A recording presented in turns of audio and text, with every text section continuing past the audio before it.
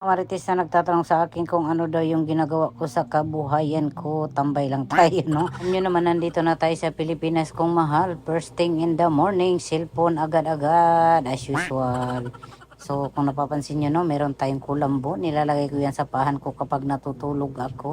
Wala naman ako masyadong ginagawa dito, madlang people, no? Paulit-ulit lang yung ginagawa natin kasi ako lang naman mag-isa dito, no? Ulit-ulit lang naman yung ginagawa ko araw-araw. Parang wala nang pinagbago, no? Piplex ko pala itong damit ko, no? Oh, alright. Pinang pansinin yung bed ko, madlang people, no? So, maikli talaga yan kasi tinanggalan ko yung paay. Ayaw ko nung bed nung medyo mahaba kasi nahihilo ako for today's video. At syempre, yung first thing in the morning, no?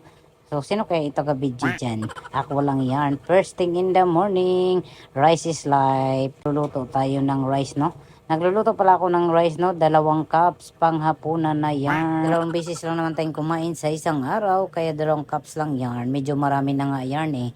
Pero mahilig talaga ako sa rice, kaya tingnan nyo naman yung katawang lupa natin, no? Ako nga mag-diet madlang people, pero hindi ko talaga kaya kapag walang rice. Iwan ko ba talaga, ang hirap. Ang hirap, ang hirap. Kasing hirap ng pagbo-voice over ko ngayon. Yung mga hinugasan ko nung nakarang gabi, ililigpit natin yan for today's video. Ganyan lang naman palagi yung ginagawa ko madlang people kasi ako lang naman dito kaya wala din masyadong hugas, no? Hira lang naman kasi pumunta dito yung family ko. Hindi na ako magluluto ng ulam, no? Kasi marami ako ditong ulam na sobra-sobra at irinitin na lang natin yarn for the go. Sayang din naman at lamang tiyan din yarn. At syempre dahil nagbibideo tayo, magtututbrush na ako dito. Actually hindi talaga ako nagtututbrush pero for today's video kailangan natin magtutbrush. Char lang. Ulit na kaya ngayon madlang people, mag-alauna na. Tingnan nyo naman yung labas, hapon na pala, no? Kasi medyo matagal tayo nagising kasi matagal din tayo natulog. At ngayon tayo ay maliligo na for the go kasi medyo maamoy na, no? Ganon talaga yung ginagawa ko madlang people bago ako kumain. Habang nagluluto tayo ng kanin, maliligo muna tayo para malamigan yung katawang lupa natin. At syempre, hindi kayo dito pwedeng sumama sa banyo, baka mapatulpo tayo for today's video. Ang bilis ko lang naligo, wisik-wisik lang yan. Yung short ka pala madlang people, nahulog kaya nabasyak. Ganito lang kabilis maligo, wisik-wisik lang tayo. Kasi tayong kalibag-libag kasi araw-araw naman tayong naliligo, kaya hindi na kailangan tumagal sa banyo, sayang ang tubig. Mga nagtatanong kung ano yung nilalagay ko sa mukha ko, Vaseline lang ang secret yarn. Kanayin ko na talaga yung Vaseline na yarn pagkatapos maligo para hindi naman maging dry yung mukha natin for the go. At hindi mawala yung pa-lotion-lotion natin sa katawan. Kailangan din para naman hindi mag-dry yung skin natin. Huwag nyo nang tanungin kung anong lotion, kahit anong lotion. Basta pwedeng i-lotion kasi mahal mamili, no? Tingnan nyo madlang people, no? Yung kulay ko ganito talaga, oh. Pero ngayon ang itim-itim na natin. Yung maputi lang yun yung hindi naaarawan. Tingnan nyo yung oras madlang people. Alauna na yarn kaya medyo gutom na ako. Magugutom na ako for today's video. Initin natin itong ulam. Initin ko lang itong ulam kasi malamig galing sa rep, alam nyo na yarn. Sayang din kasi yung mga ulam ko na sobra-sobra kaya kailangan na natin initin para naman laman tiyan din yarn. Pinaghalo-halo ko na lang ito kasi kakainin ko rin naman, no? So, kailangan din natin magkape for the go.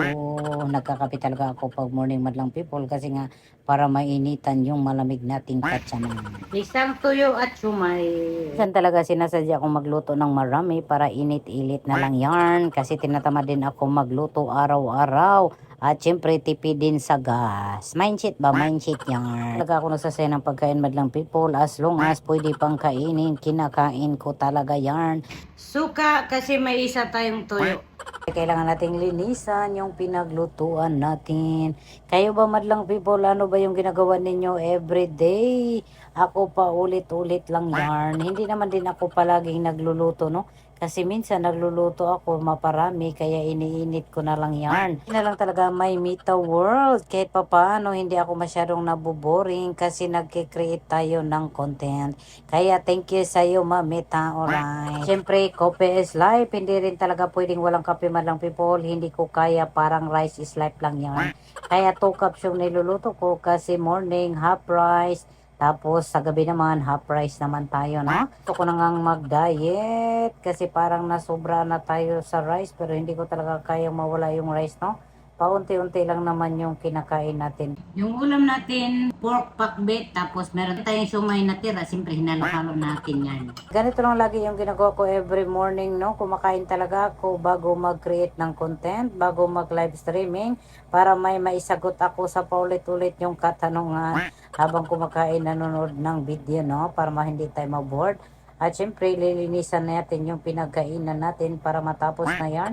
At may tira tayong ulam, mamaya naman din yan. Tapos na tayong kumain at mag-live na ako. Dito ang pwesto ko no, sa pagbablog. Dito ako nagla-live yarn. Ang katapat niyan yung aircon.